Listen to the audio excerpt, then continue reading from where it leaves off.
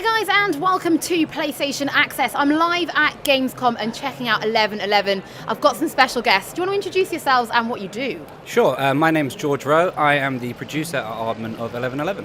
And my name's Danny Fagan. I am the Exec Creative Director at Aardman for the interactive team.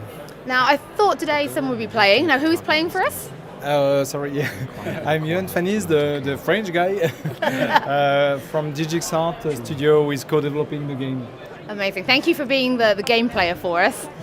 Now, I just thought we'll take a look at the game and you guys can tell us a little bit about development. I mean, the art style is stunning. I know there's a lot to get into on that. So let's start with the premise of the game. Sure, so the game is set in World War One, but it's not really a game about war so much. It's about the story of two characters, two guys from opposite sides, who both go to war for very different reasons. They form an unlikely friendship when they get stuck together basically in the war, and then that friendship is then tested through the real events of World War One.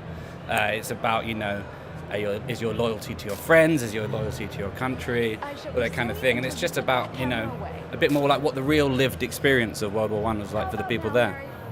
How did you sort of find that story? Is it a found story? Is it a story that already existed from letters, or is it you took, you sat and you did your research, you thought, we're going to make our own story in the world? Well, I mean, I think it was Yohan's idea originally. He came up with the essential structure, I think, from reading lots and lots of old letters and historical facts and things. I mean, it is set in the real events, so it's set in real events of World War One, but it is a fictional story. But we thought it's very important to ground it in the real events because, it's supposed to be about raising awareness of World War One.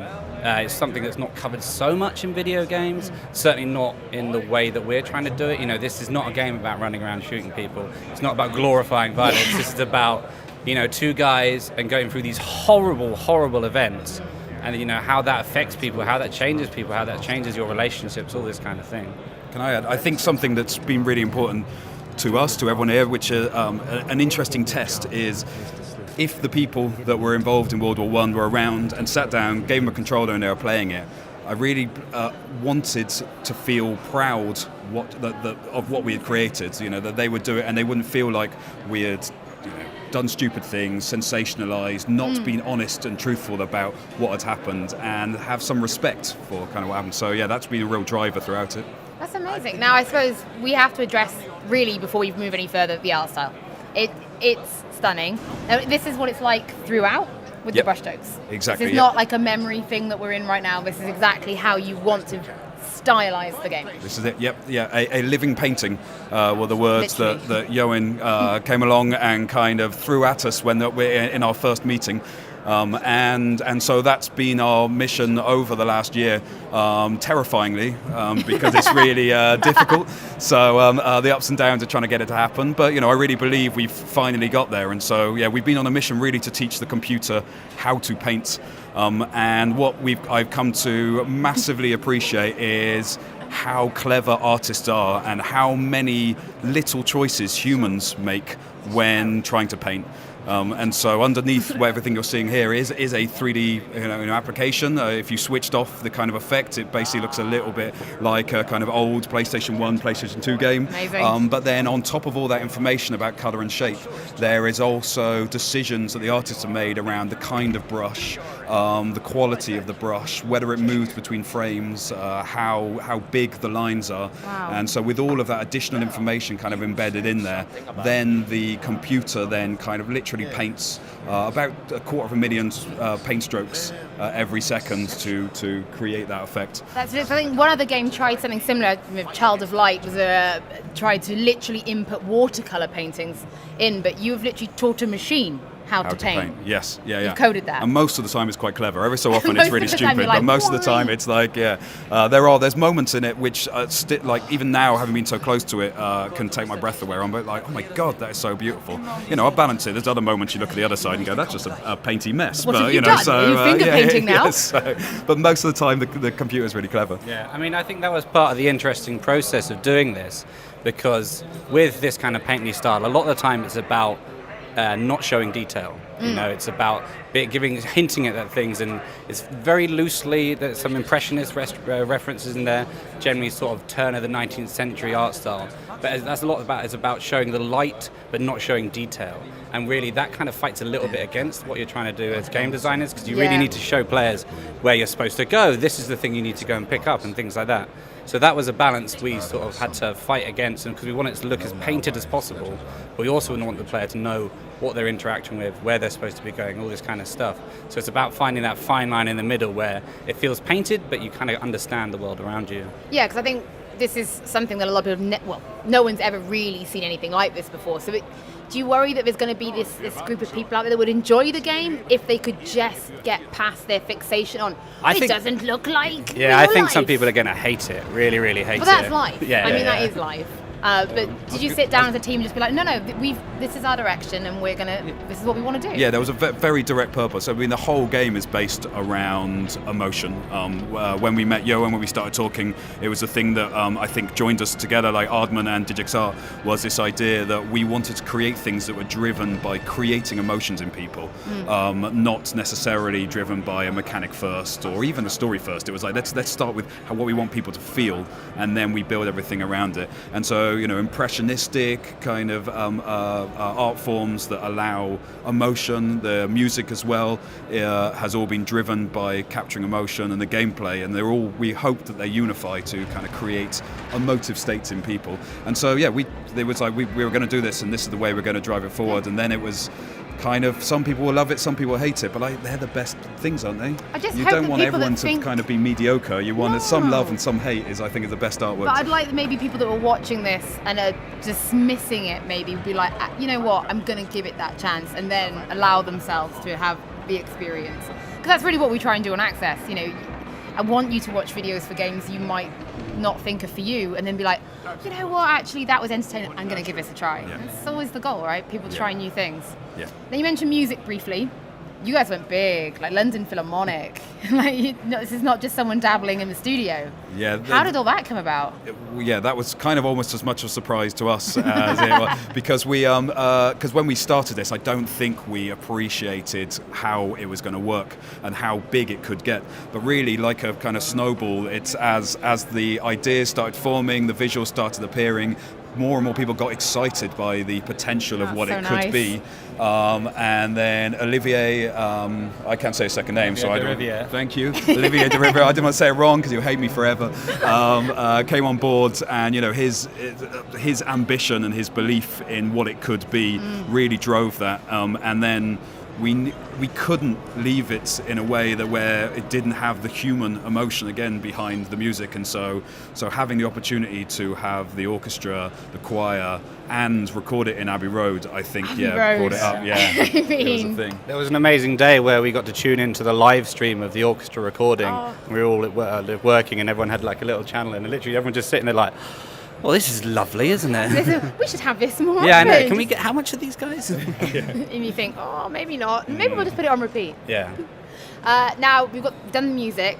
Let's talk about some of that voice cast. Again, some pretty big hitters. Again, I don't think any of us expected that at the beginning. So we have Elijah Wood voicing Harry, the Canadian photographer, and we have Sebastian Koch playing Kurt. Sebastian's voice is amazing. He is so beautiful. Voice. I mean, they both brought so much to the roles that I don't think we kind of expected, even when they were being written, even when we sort of, we'd lived with these characters for a year and a half, 2 years before they came on board. And then you hear their voices, and actually, I have to say, the first time when you heard Sebastian's delivery, it was like, wow, that's different, that's interesting. It's not what I pictured. Not what I expected. So you get an idea in your head instantly. Yeah. But then as soon as you heard it, you're like, you hear him deliver a few of the emotional lines, you're just like, this guy's really good. How do you even get voice talent? Like, what happened? Because obviously it's not Elijah's first game. He did Broken Age, and he was fantastic in it. But how do you... definitely got to be Elijah, call his agent. Basically, I mean, I think we worked with the publisher Bandai Namco. They've obviously got a few connections, and we made a sort of wish list of people, of which I think Elijah Wood was at one of the top. Arnold Schwarzenegger was briefly on the German list because he thought it could actually maybe bring him into serious acting. But yeah, I mean, Sebastian Koch had never done a game before. I think he found it a really interesting experience, and like, you know, the idea of having interactivity in the story, I think.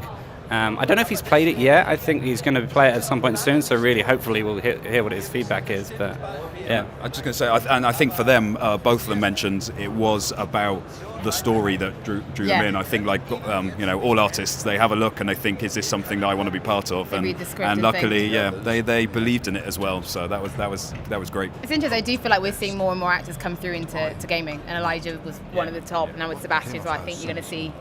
Sorry, Nolan and Troy, you have to start fighting for those job roles again. What would they like to work with, out of interest? So I have gone. I personally wasn't at the record, but seeing the footage there, they were. I mean, Elijah is a gamer and he's done games before, so he totally understood the process. And you know why you need to. Hey, you need to say, oh, I need to find this lantern over and over and over again.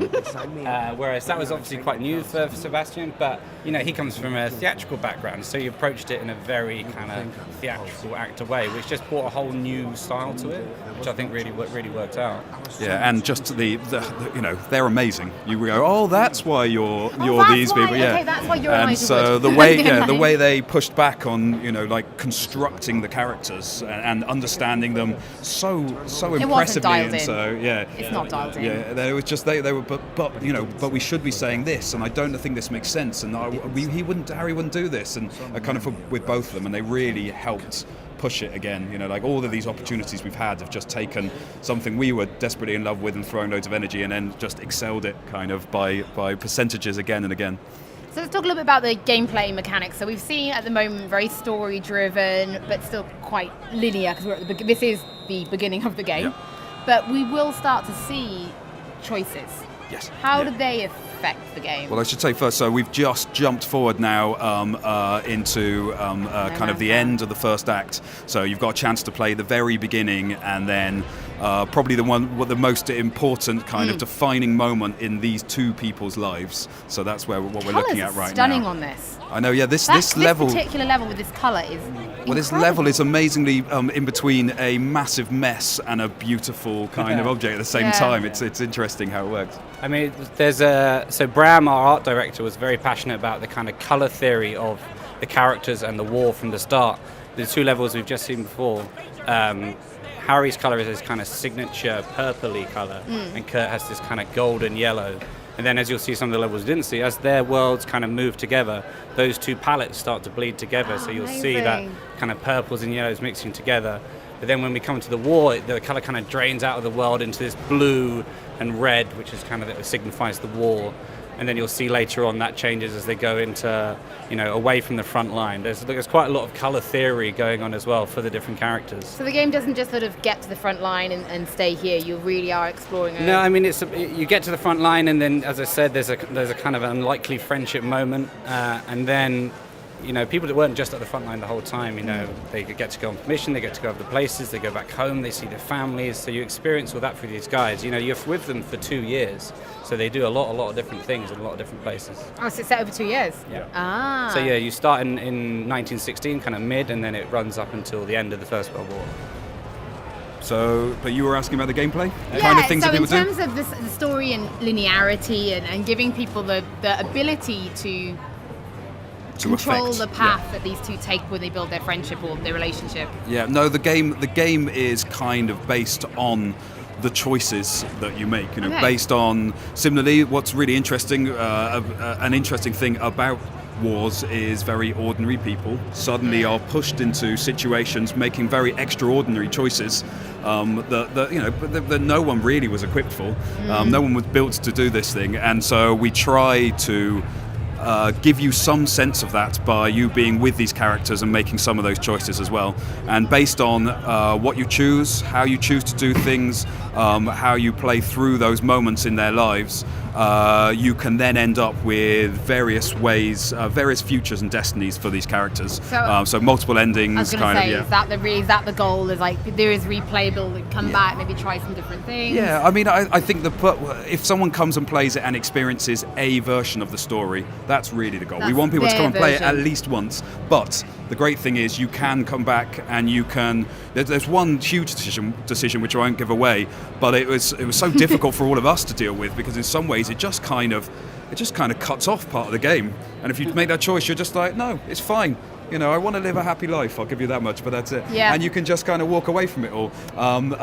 But then outside of that, there's little nuances about your principles and the way that you decide to do things that then affect, where you end up at the end of this game. Yeah, we've sort of seen other story-based games released recently that did that similar thing, which was there's no real game over. You make a choice and you sort of have to live with that choice. And I mean, the game could cut short, but it's not short. It's still complete. You've still made a story. Yeah, you've made a complete. It's just maybe not the one we all intended when we were making it. I remember at the very. Can I do this without giving something too much away? I think I can.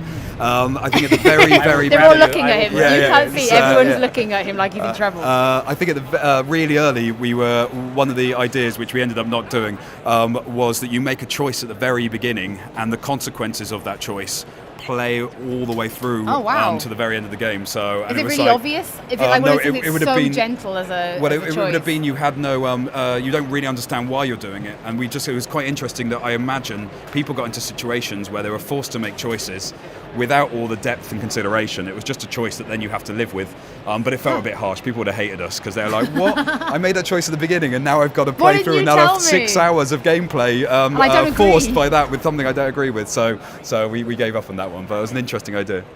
But I mean, as I said, you play a Canadian photographer and you play a German engineer, so part of the gameplay is going around and doing your job in the war. You know, these are non-combatant characters. I was going to say, you've not picked soldiers. No. I mean, we really didn't want this to be, you know, the traditional war game, which is about going around shooting each other and kind of glorifying it in some ways. But you are still a soldier and you still do have a job to do. So Harry is a photographer, he goes away and he obviously has to kind of shoot propaganda photos. But then also, you know, he kind of sees a bit like war isn't really the big adventure everyone describes it of as home, and maybe you can decide to start shooting and showing, you know, the real side of war as well. Whereas Kurt is an engineer, he's at war because his son has gone missing, but, you know, you do still have to go around and do your job as an engineer and, you know, fix things and sort of help people out and stuff like that. So a lot of the time you're going around and you're living what these guys would be doing if they're in World War I. This is amazing. Now we're heading sort of towards when we sort of first saw this, really these two meeting for the first time. Yes, this is it. Yeah, I mean, we obviously the story needs an opportunity for these two people to get over being on opposite sides of the front line, and this is it. You'll see they get kind of their destiny finds them both trapped in a series of tunnels underneath the Battle of Vimy, and it's there that they then spend time and kind of come to learn and respect each other a little bit more. And then through other kind of serendipitous situations, their lives are drawn back together again and again and again, eventually leading to this kind of dramatic conclusion. So they do split apart? Yeah. And then you'll follow individual stories? As well, yeah. Here we go. What are you going to do, Johan? Yeah, what are you going to do? What does that mean? What Just the sound. Yeah. Okay, now you got. I mean, what's going on? Now I'm pretty sure we're not it's not turned into a cat. So why are we a cat? Why are we playing as a cat? So, I mean, I feel like I'm stealing words from Johan here. Can I put the Yeah, microphone in front of Johan take because it. this is his. Yeah, the animals in the game have a meaning because they symbolize what humans are not. And the fact that for an animal, even there's a battle going on, they don't care. They are just animals and they don't care about nationalities. They don't care about all those stuff that we invented. And for them, it's like it's a way to show that this is all very silly. Like, what the why are you doing that? And for a cat, for example, here, a bird is more important than any weapon or whatever situation there is. And for them, it's very important. And it gives you another look of the war, another perspective that is very different. And then you start to think like, as a cat, of course, I don't care about that, And I can cross the lines, I can go on the other side, I can go back. Yeah, you just do that no man's land. All stuff that humans, because of this silly war, cannot cross this line, and that's no sense. Like. It's crazy. I suppose I never thought about it, but you are of course correct. And at the beginning it can sound weird, like, oh, I'm a cat, and then you will no, you're be really out there. Also a bird, and but also they have an impact on the gameplay and they have an impact on the So two this characters. is not just like a one-off thing. We will see No, this yeah, reflected it throughout does, the whole yeah. game. There's a lot of sequence with them. What did you press? And then you see the result of what you did before. But then because of the bird, you didn't shoot him. You press shoot. I press save. Most people do. It's nice to see that as humans, most people do. Ah, there it is. There is the beginning of the story. Thank you so much, all three of you, for taking the time to talk to me. It's really exciting, and I'm glad that we could share so much for the development and really give people a chance to see it. Guys, don't forget to stay tuned to our YouTube channel. If you always want to know when we've got new videos, don't forget to like, comment, subscribe, but hit that notification bell. Otherwise, you'll never know about all our great videos. For the players.